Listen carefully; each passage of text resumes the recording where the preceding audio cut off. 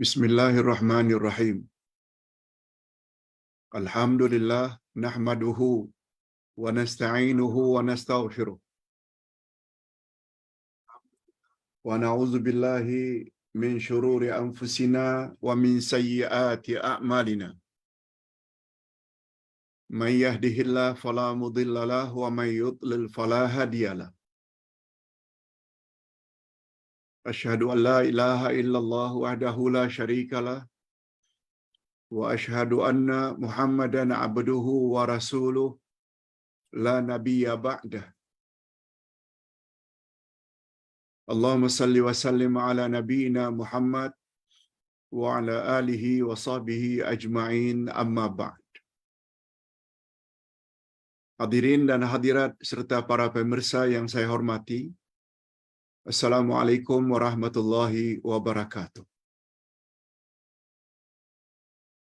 Alhamdulillah, kita bersyukur kehadirat Allah pada hari yang mulia ini, hari Jumaat, lebih-lebih lagi pada masa antara asar dengan maghrib, merupakan timing yang sangat istimewa. Kita dapat menghadirkan diri dalam majlis ilmu, ditambah pula pembahasannya tentang akidah.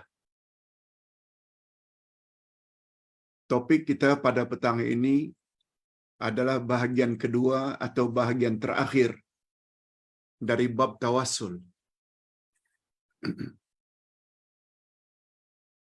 Sebagai persepsi hubung kait antara pelajaran Jumaat lalu dengan Jumaat ini, supaya mudah kita menghubung kaitkannya atau menyambung. Pada minggu lalu kita telah bahas tentang wasail atau beberapa perkara yang boleh membawa rosaknya akidah atau tidak sempurnanya akidah. Satu di antaranya adalah tawassul. Khasnya tawassul bid'ah. Tawassul maknanya kita melakukan sesuatu sebelum kita memohon,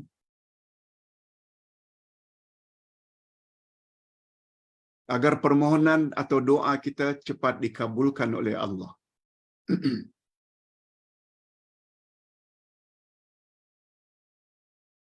Hanya saja tawassul terbagi dua. Ada tawassul masyru', tawassul yang disyariatkan, tawassul yang digalakkan, tawassul yang dibenarkan oleh agama. Dan ada satu lagi, tawassul ghairu masyru', tawassul yang tidak disyariatkan. Nama lainnya tawassul mamnu', tawassul yang dilarang. Nama lainnya tawassul bid'ah, tawassul bid'ah yang tak pernah dibuat oleh Nabi. Nah, karena pembahasan perkara-perkara yang boleh merosakkan akidah, kita bahas dulu tawassul bid'ah, tawassul ghairu masyru', yaitu antara lain kita memohon kepada Allah dengan menyebut nama-nama orang-orang tertentu yang telah meninggal dunia, antara lain pada wali-wali, wali ini dan wali itu, sebagaimana amalan orang-orang tarikat. Berkat Syekh Abdul Qadir Jailani, berkat Syekh Rifai, berkat Syekh Sanusi, berkat Syekh Badawi, semua itu nama wali-wali terdahulu. Mereka mendakwa kononnya dengan menyebut itu semua, doa mereka lekas dikabulkan sebab mereka adalah para wali. Kononnya mereka itu dekat dengan Allah. Tak. Menurut sunnah Nabi, itu tidak ada asas. Kita dah sebut minggu lalu. Mengapa tidak sebut orang yang lebih mulia dari para wali? Nabi. Mengapa tak sebut nama para rasul lebih tinggi daripada nabi? Mengapa tidak sebut nama-nama ulul azmi, 5 rasul yang paling istimewa? Nuh, Ibrahim, Musa, Isa dan Nabi Muhammad. Kalaulah dengan menyebut orang-orang yang sudah meninggal dunia itu membuat doa kita lekas makbul, mengapa hanya sebut wali-wali?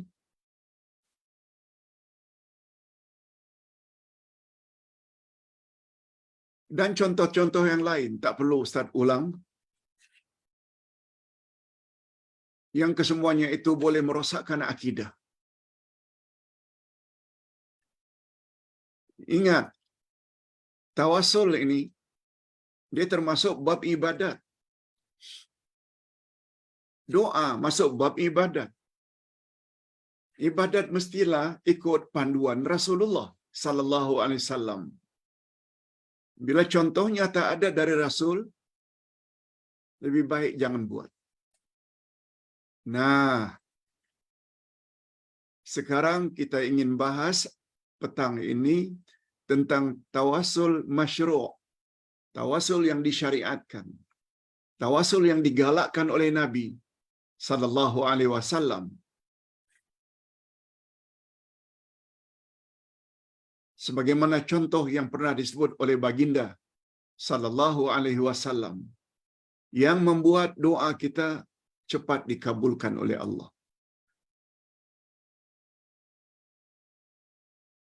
Hadirin dan hadirat, tawasul masyru' iaitu cara mendekatkan diri kepada Allah, taqarrub dengan perkara-perkara yang disukai dan diridai oleh Allah. Seperti melakukan ibadat-ibadat tertentu. Ibadat wajib, ibadat sunat.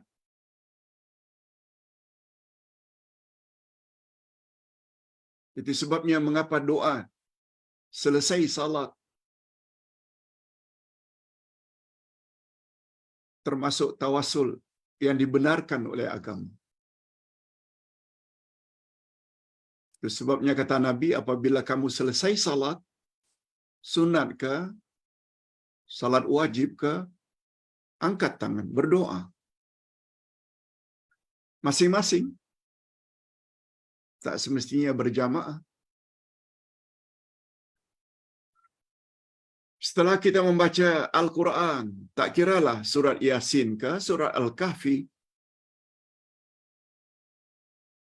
surat Al-Mulk, surat Al-Waqi'ah, surat As-Sajdah, kita berdoa. Itu namanya tawasul masyru'. Sebab Nabi suruh begitu. Nah, untuk lengkapnya, Ustaz akan sebut di sini. Ada 4 tawasul masyru'. Selain yang 4 ini, tolong hindarkan, jauhi. Jangan buat. Senang saja. Sebab ibadat mesti ada contohnya dari Rasul. Semua kita tahu, ibadat adalah tauqifiyah, terhenti sebagaimana yang digalakkan oleh Nabi. Oleh sebab itu, untuk meyakinkan, mestilah tahu dalil. Tawasul yang dibolehkan itu mestilah ada dalil dari hadis Nabi atau dari ayat Quran. Bukan pakai reka-reka sendiri. Okey. Jadi secara global, garis besarnya, pertama sekali, tawasul masyru' ini, tawasul yang disyariatkan, bertawasul kepada Allah melalui nama-nama dan sifat-sifat Allah. Itu dia. Nanti kita akan jelaskan dengan contoh. Tawasul kepada Allah dengan makna mendekatkan diri kepada Allah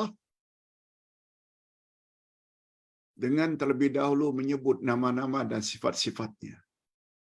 Yang kedua, bertawasul kepada Allah, mendekatkan diri kepada Allah sebelum memohon dengan iman dan tauhid. Sebab itu semua Allah sangat suka. Yang ketiga, bertawasul kepada Allah dengan amal saleh yang kita lakukan. Contoh tadi, kita salat dulu, kita wuduk dulu, kita sedekah dulu, kita infak dulu. Itu semua amal-amal saleh. Setelah itu baru kita meminta kepada Allah. Sangat makbul doa cara begitu. Dan yang terakhir, yang keempat, bertawasul melalui doa orang-orang yang masih hidup. Ingin pergi umrah, WhatsApp Ustaz. Pak Ustaz, tolong doakan kami supaya pemergian umrah kami pergi dan balik dalam keadaan selamat, lancar, dan mendapat umrah yang makbulah, haji yang mabrur. Tolong doa Pak Ustaz. Boleh. Tapi dengan syarat, orang yang kita minta doa itu masih hidup dan hadir, bukan orang yang sudah mati. Selain yang empat ini, semuanya bid'ah, mamnu', ghairu masyru', tidak disyariatkan. Sebab panduan dalam ibadat mesti ada contoh, mesti ada hujah, mesti ada dalil. Kalau tidak dari ayat Quran, hadis Nabi. Ingat, tawasul maknanya mendekatkan diri kepada Allah sebelum kita memohon sesuatu. Okey. Setelah kita sebut secara umum, sekarang Ustaz ingin beri contoh setiap empat jenis tawasul masyru' tadi. Okey. Pertama, tawasul melalui nama dan sifat Allah.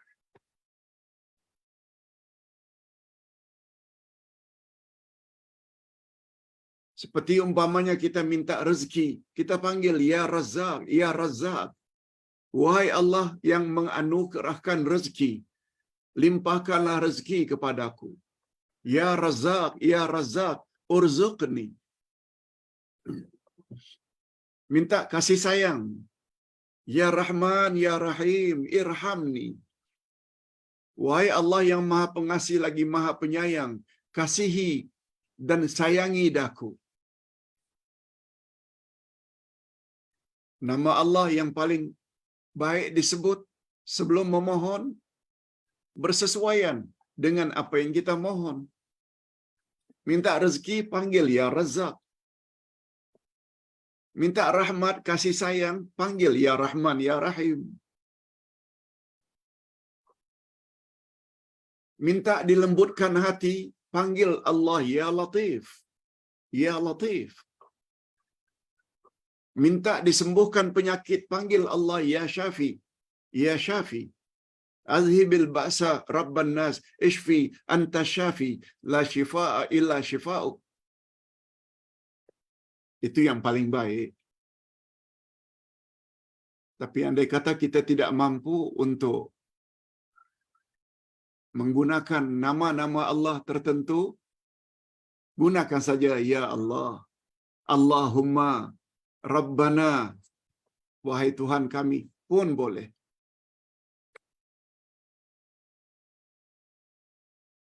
Contoh yang paling baik dalam hal ini, surat Al-Fatihah. Di mana permohonan kita dalam surat Al-Fatihah? Ihdinas siratal mustaqim. Tunjuki kami ya Allah ke jalan yang lurus. Itu permintaan. Itu doa. Tetapi 7 nama Allah kita dah sebut sejak dari awal. Bismillahirrahmanirrahim. Ar-Rahman, Ar-Rahim dah 2. Alhamdulillahi Rabbil Alamin. Hamd. Sifat Allah.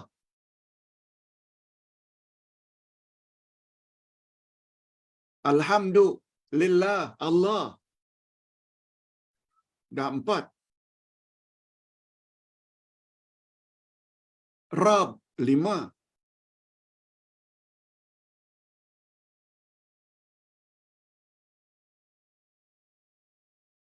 Bismillahirrahmanirrahim ada 2. Nama Allah Ar-Rahman dan Ar-Rahim. Dalam Alhamdulillahi Rabbil Alamin. Ada hamd, ada Allah, ada Rabb. Dah 3 lagi, jadi 5. Ar-Rahmanir-Rahim diulang sekali lagi. 2 nama Allah. Dah 7. Disambung lagi. Malik Yaumiddin. Malik juga nama Allah. 8 nama Allah kita sebut sebelum kita mohon tunjuki kami jalan yang lurus. Allahu Akbar.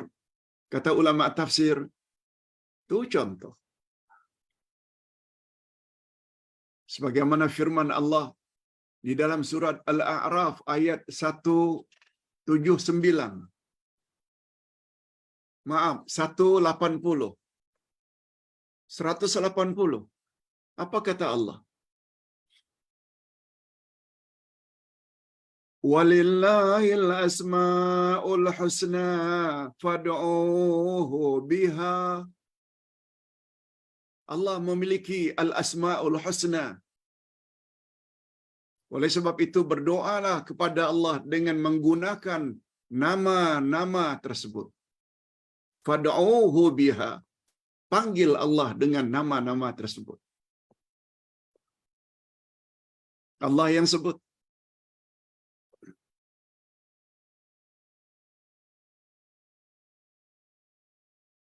Kita berpindah kepada yang nomor 2.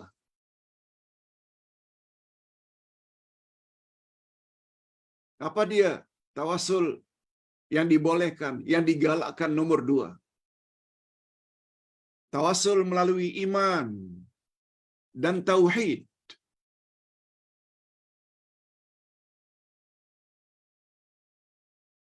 Allah sangat suka bila kita beriman kepadanya. Juga tauhid. Allah sangat suka kalau kita mengesahkan Allah dalam segala bentuk ibadat hanya kepada Allah. Itu tauhid. Yang namanya tauhid uluhiyah. Apa contohnya Pak Ustaz? Kita boleh lihat di dalam surat Ali Imran ayat 53. Allah buat contoh. Orang-orang beriman selalu berdoa dengan doa ini.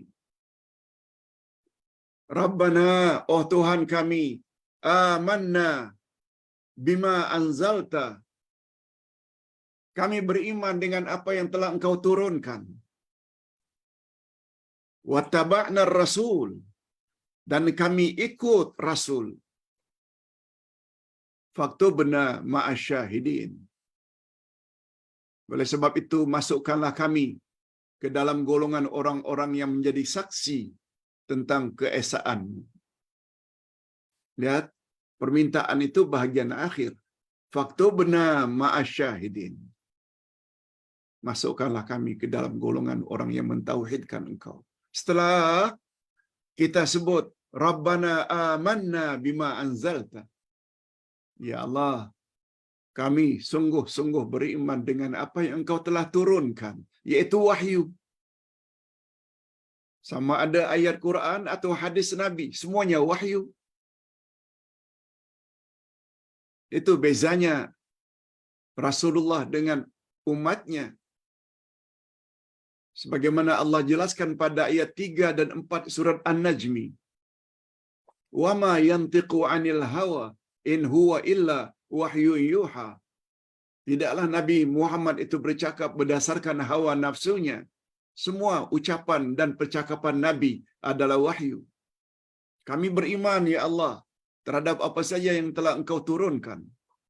Maksudnya, Quran ke, sunnah ke, baru kita minta. Masukkanlah kami ke dalam golongan orang-orang yang mentauhidkan Engkau.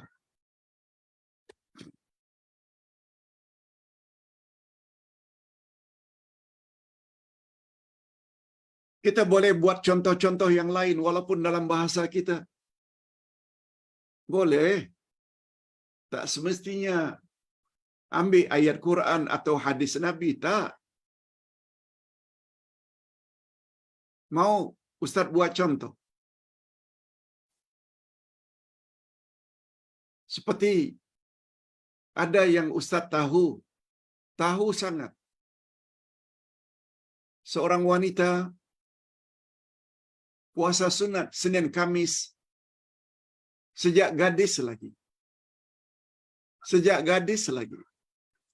Tak pernah tinggal. Kecuali ada uzur syar'i. Karena period. Karena haid. Waktu itu saja orang tersebut tidak puasa sunat Senin Kamis. Kalau tidak, memang. Bukan hanya itu. Hari-hari putih. Tak pernah luput. Lalu orang berkenaan bila berdoa, Ya Allah, Engkau Maha Tahu. Adalah sudah menjadi amalan tetapku secara istiqamah. Puasa sunat Senin dan Kamis. Engkau Maha Tahu, Ya Allah.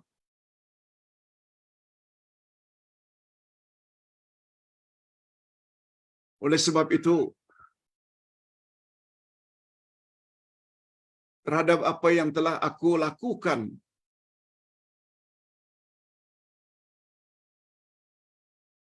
tolong ya Allah,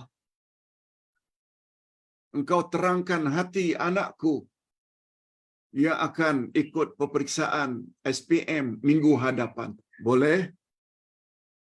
Kita nyatakan amal kita.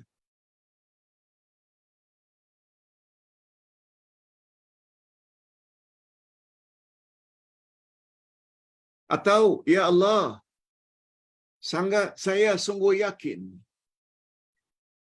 saya beriman, Al-Quran itu adalah kalam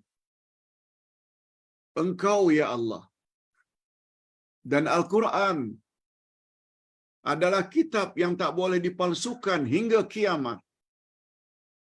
Sebab Engkau telah berfirman pada ayat 9 surat Al-Hujr, Inna nahnu nazzalna dzikra wa inna lahu lahafizun. Sesungguhnya kamilah yang menurunkan Al-Quran. Dan sesungguhnya kamilah yang akan menjaganya daripada dipalsukan. Kami sungguh yakin, Ya Allah. Oleh sebab itu, suamiku yang pergi berniaga keluar negara, selamatkanlah pemergiannya, pergi dan balik, dan berilah pada suamiku keuntungan, rezeki yang banyak. Boleh? Itu namanya tawasul dengan keimanan.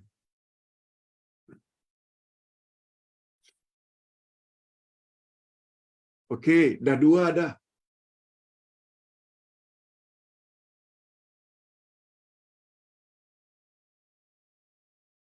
Pertama, tawasul dengan menyebut banyak-banyak nama-nama Allah sebelum kita memohon.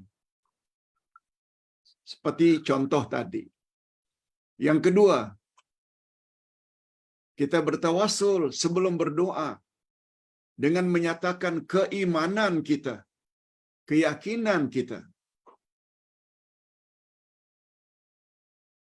Ya Allah, kami sungguh yakin berdasarkan sabda Nabi-Mu bahwa umatnya ada 73 puak.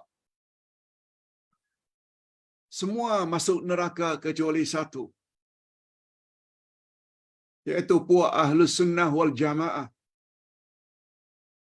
Oleh sebab itu, ya Allah, masukkanlah kami ke dalam golongan Ahlus Sunnah wal Jamaah hingga akhir hayat kami. Jangan Engkau keluarkan kami daripada Ahlus Sunnah wal Jamaah. Hindarkan kami daripada ajaran Syiah. Hindarkan kami dari ajaran Khawarij. Hindarkan kami dari ajaran Murji'ah, Qadariyah, Qadianiyah. Boleh minta. Sebab kita nyatakan keyakinan kita. Satu-satunya umat Nabi Muhammad yang selamat adalah Ahlus Sunnah wal Jamaah. Itu di antara contoh-contoh dengan bahasa kita pun boleh. Nyatakan keimanan kita, keyakinan kita. Ya Allah, kami sungguh yakin bahawa setelah kami mati, di alam barzah kami akan ditanya beberapa soalan. Berakhir alam barzakh akan terjadi kiamat dan di sana akan ada hisab. Kami sungguh yakin, ya Allah. Allahumma hasibna hisaban yasira. Oleh sebab itu hisabkan kami dengan hisab yang ringan.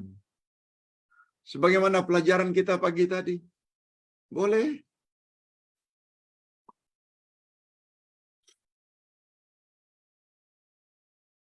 Nah, yang sekarang yang ketiga. Bertawasul kepada Allah. Sebelum kita berdoa, sebelum kita meminta, dengan amal-amal saleh sendiri. Dengan amal saleh sendiri. Sebagaimana Ustaz buat contoh tadi. Bagi orang yang tidak pernah tinggal puasa sunat Senin Kamis, sebut. Yang tak elok itu, kita menyebut kebaikan kita kepada sesama manusia. Itu namanya sum'ah. Sum'ah sama dengan riak. Boleh mengakibatkan amal kita ditolak. Riak dari kata ru'yah, melihat. Oleh sebab itu, kita salat dengan khusyuk karena kita tahu ada orang yang sedang lihat. Itu namanya riak. Tapi bila kita membangga-banggakan diri dengan amal kebaikan yang kita buat, lalu kita sebut kepada kawan-kawan, oh saya tiap bulan khatam Quran.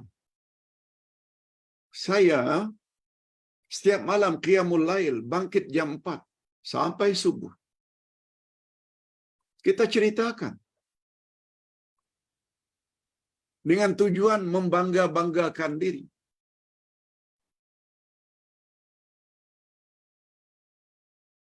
Tiba-tiba kawan pula jawab, aku tak tanya pun.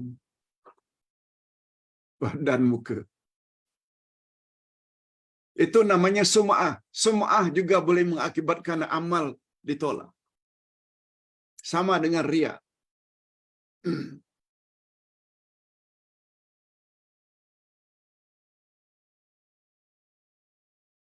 Itu bila kita bercakap kebaikan kita kepada orang lain. Tapi bila kita cakap mengadu kepada Allah apa yang telah kita lakukan, ya Allah, Engkau Maha tahu. Adalah menjadi amalanku sedekah masjid setiap hari Jumaat 10 ringgit. Amal saleh. Ya Allah, Engkau Maha tahu. Aku bantu ibu bapakku 100 ringgit setiap bulan. Karena itu yang aku termampu. Amal saleh. Ya Allah, sudah menjadi amalanku membaca surat Al-Kahfi di malam atau di siang hari Jumat. Itu amal. Kita mengadu pada Allah. Dan Allah memang tahu. Cara begitu membuat Allah sangat suka. Ya Allah,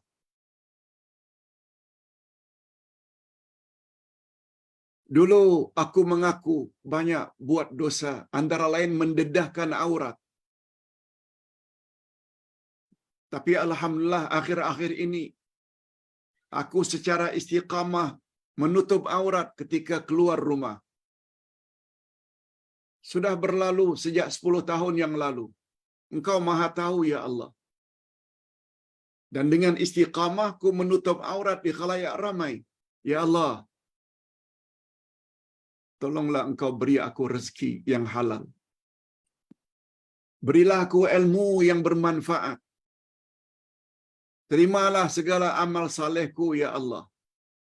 Ampunkan segala dosa-dosaku masa lalu. Boleh. Yang terakhir itu semuanya doa. Tapi kalau kita sebut dulu amal-amal kita yang baik-baik kepada Allah.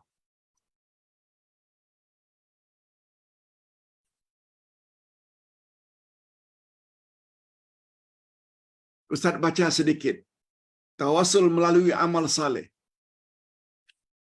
Maksud tawasul ini ialah seseorang menyebut amal-amal saleh yang pernah dilakukannya sebelum dia memohon hajat kepada Allah. Sebagai contoh umpamanya, menyebut tentang salatnya, tentang zakatnya, tilawah Al-Qur'annya, puasanya, menjaga auratnya, tidak terlibat dengan perkara-perkara yang diharamkan, dan lain-lain. Semuanya itu adalah boleh.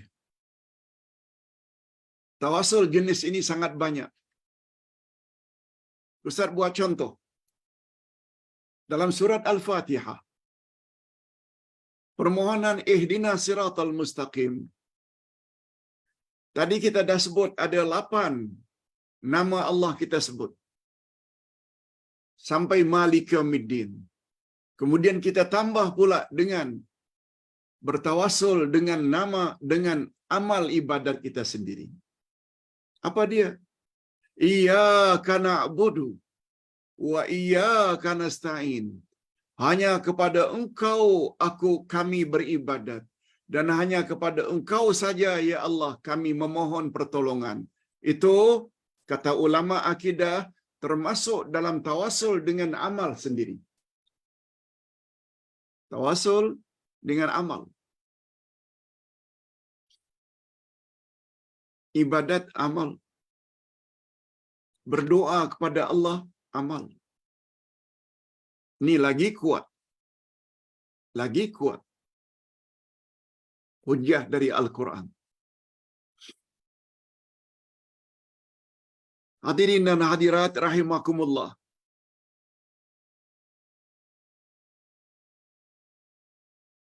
Juga terdapat contoh dari Nabi sallallahu alaihi wasallam dalam hadis sahih riwayat Imam Bukhari dan Imam Muslim, muttafaq alaih. Ini lagi kuat. Apa dia Pak Ustaz? Kita ringkaskan. Ustaz tidak baca tapi ringkaskan. Rasulullah sallallahu alaihi wasallam bersabda menjelaskan ada 3 orang musafir. Musafir 3 orang berjalan merentas hutan. Tiba-tiba hujan. Lalu mereka berteduh dalam gua. Masuk dalam gua. Karena hujan lebat. Batu besar dari atas gunung berjatuhan. Akhirnya menutup pintu gua. Membuat mereka yang berada dalam gua tidak dapat keluar.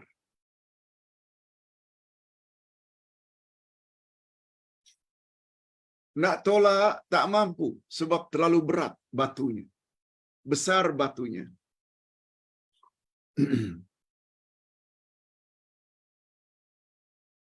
lalu berdoalah yang pertama. Dari 3 orang tadi berdoa yang pertama. Ustaz ringkaskan saja. Ya Allah, aku dan adik-beradik tidak pernah makan mendahului ibu bapa.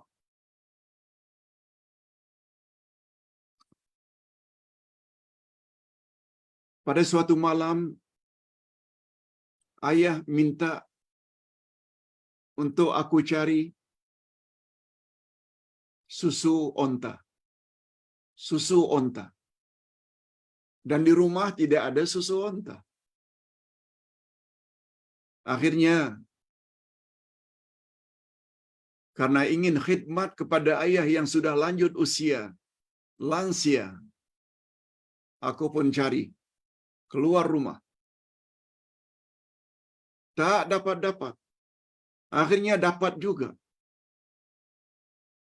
apa yang ayah harapkan, yaitu susu onta. Begitu aku balik, aku dapati ayah sudah tidur.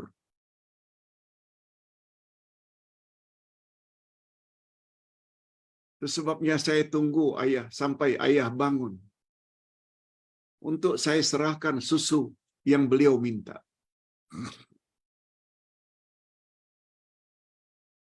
Begitu saya serahkan, ayah sangat gembira karena saya mendapati apa yang dia inginkan. Ya Allah,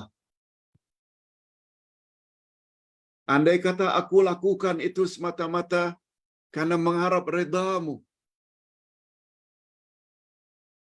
karena redha-Mu sangat tergantung pada redha ibu bapa. Kalaulah itu yang aku harapkan berbuat demikian dengan mencari susu onta, tolong ya Allah, ini permohonan, tolong ya Allah, bukakanlah pintu gua ini. Tak mampu kami menolak batu yang sangat berat. Lalu dalam hadis sahih riwayat Bukhari Muslim itu diceritakan, mula bergerak batu itu. Bergerak sendiri. Allah boleh suruh siapa-siapa untuk melakukannya, umpamanya malaikat. Tapi tidak beritahu, doa sahabat tadi dikabulkan oleh Allah dengan bertawasul dengan amal saleh yang dia pernah lakukan terhadap bapaknya. Tapi mereka belum boleh keluar lagi. Berdoa yang kedua.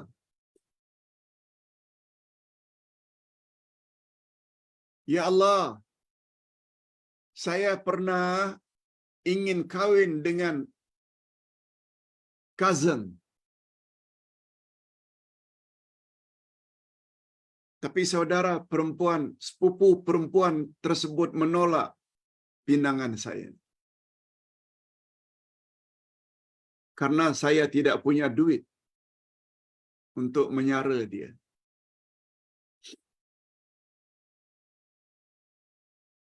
Tapi saya sangat cinta dan sayang kepadanya. Lalu saya pun berusaha untuk mencari rezeki. Saya merantau mencari rezeki yang halal untuk membolehkan saya nanti kawin. Beberapa tahun kemudian saya balik dengan membawa uang.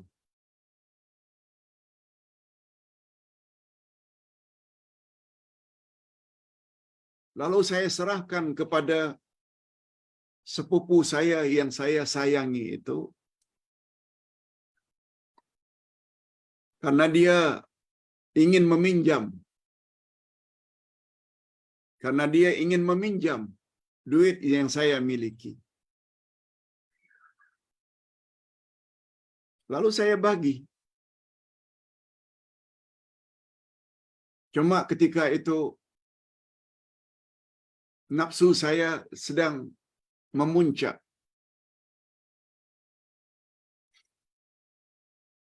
Lalu saya berkata kepada sepupu saya, awak tidak perlu bayar hutang awak sekian dinar itu. Asalkan awak serahkan kehormatan diri awak kepada saya. Lalu perempuan tersebut, sepupu saya pun menjawab, kalau kamu kira di tempat ini kita hanya berdua, awak ingin berbuat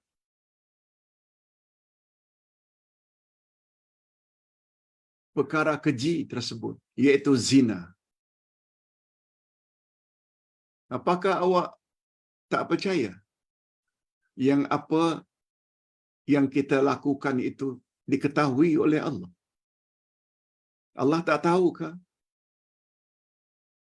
Ya Allah, begitu saya mendapat teguran tersebut, langsung tersentak. Saya sangat takut, ya Allah, sehingga perbuatan terkeji itu tidak jadi saya lakukan.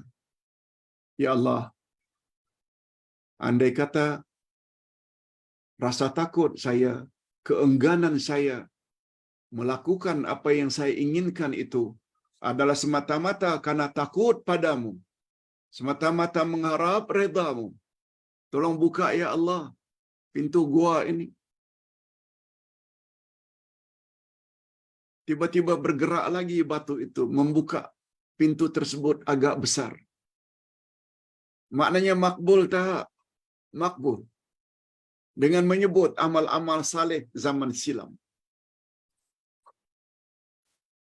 Tapi mereka masih lagi belum dapat keluar karena kurang besar. Berdoa yang ketiga.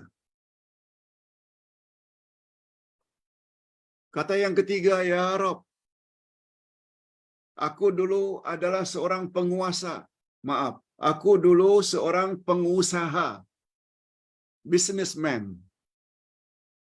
Di bawahku banyak buruh-buruh, pekerja-pekerja. Setiap bulan aku bayar gaji mereka. Pada satu kali ada satu pekerja tidak datang mengambil gajinya. Yang lain semuanya sudah aku serahkan. Lalu duit gaji yang seorang itu yang tidak datang untuk klaim, saya beli sepasang kambing. Duit dia itu saya beli sepasang kambing jantan betina. Alhamdulillah, setelah bertahun-tahun berasal dari sepasang kambing itu menjadi kambing yang banyak. Bertahun-tahun. Pada suatu hari, di saat kambing yang saya pelihara berasal dari sepasang tadi berkembang biak, datang orang berkenaan meminta gajinya. Lalu aku berterus terang, ya Allah, semua kambing yang kamu lihat sebanyak ini asalnya adalah dari duitmu yang aku beli sepasang kambing. Akhirnya berkembang biak jadi sekian banyak. Begitu mendengar pengakuanku,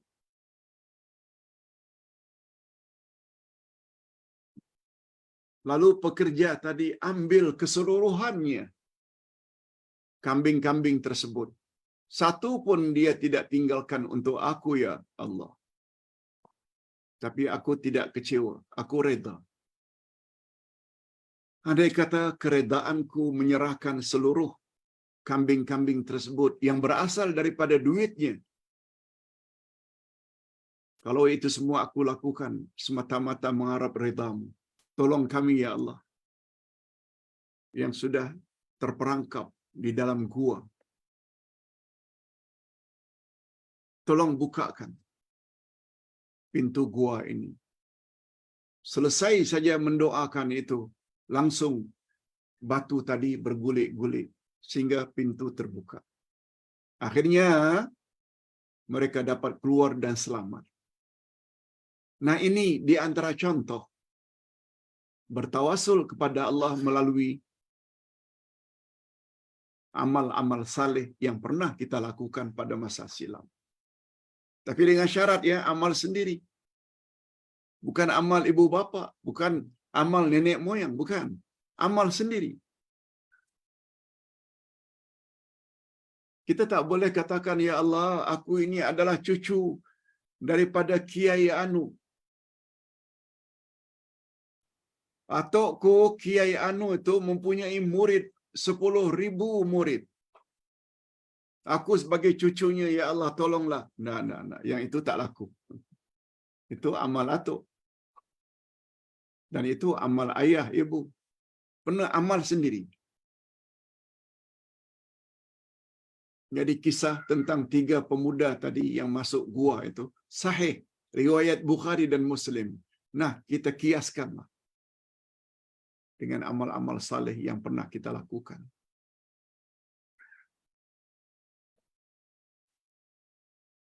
Hadirin dan hadirat rahimakumullah. Yang terakhir, yang keempat. Masya Allah. Dah 45 minit kita.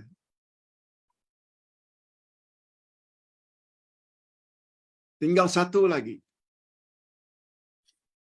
Yaitu bertawasul kepada Allah melalui doa-doa orang yang masih hidup. Kita diperbolehkan memohon doa dari orang lain. Boleh. Agar dia mendoakan untuk kita. Boleh. Tak salah. Boleh tak awak tolong doakan saya?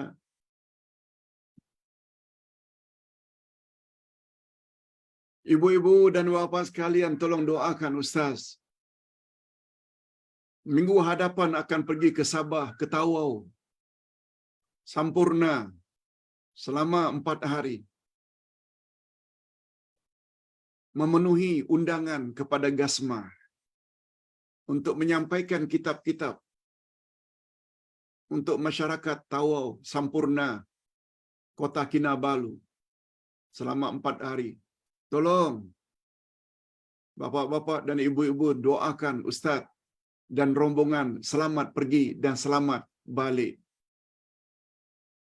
Boleh? Tapi Pak Ustaz, bolehkah seorang ustaz minta doa kepada anak murid? Bukankah tawasul melalui doa orang yang masih hidup ni, orang itu lebih alim? Tidak. Tak semestinya. Bagaimana murid-murid selalu WhatsApp, Ustaz, Pak Ustaz, dalam 2 minggu ini saya tak dapat ikut kelas sebab akan pergi umrah. Tolong doakan kami. Saya pergi dengan suami dan 2 orang anak supaya perjalanan kami selamat pergi dan balik. Itu dari anak murid kepada ustaz. Boleh. Daripada ustaz kepada anak murid juga boleh. Ustaz buat contoh. Pada suatu hari, Umar ibn Khattab radhiyallahu anhu memberitahu pada Rasul ketika di Madinah, "Ya Rasulullah, saya akan pergi umrah." Maknanya dari Mekah, Madinah nak pergi ke Mekah untuk pergi umrah.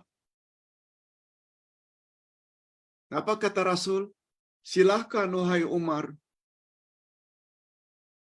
Tapi Nabi berpesan, "Wala tansani fi du'aik." La tansani fi du'aik. Jangan lupakan daku dalam doamu. Barangkali istilah ini menjadi nostalgia. Zaman muda-muda dulu selalu permintaan, lagu-lagu permintaan, selalu ucapannya jangan lupakan daku dalam doamu. Ingat masa muda. Rasulullah sallallahu alaihi wasallam minta tolong Umar doakan untuk baginda. Semua kita tahu kedudukan baginda lebih tinggi daripada Umar, tapi Rasulullah minta supaya Umar doakan sesampainya di Mekah, mendoakan untuk baginda Rasul sallallahu alaihi wasallam. La tansani fi du'aik. Jangan lupakan aku dalam doa. Ini di antara dalil bahwa berdoa, minta orang lain doa, termasuk tawasul yang masyru', tapi dengan syarat orang yang kita minta doa itu masih hidup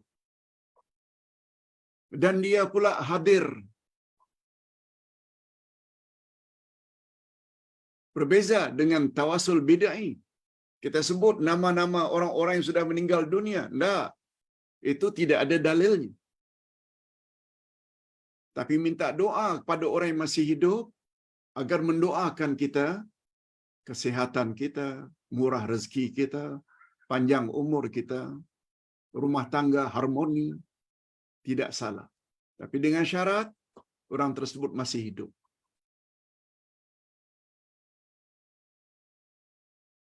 Demikianlah 4 jenis tawasul masyru'.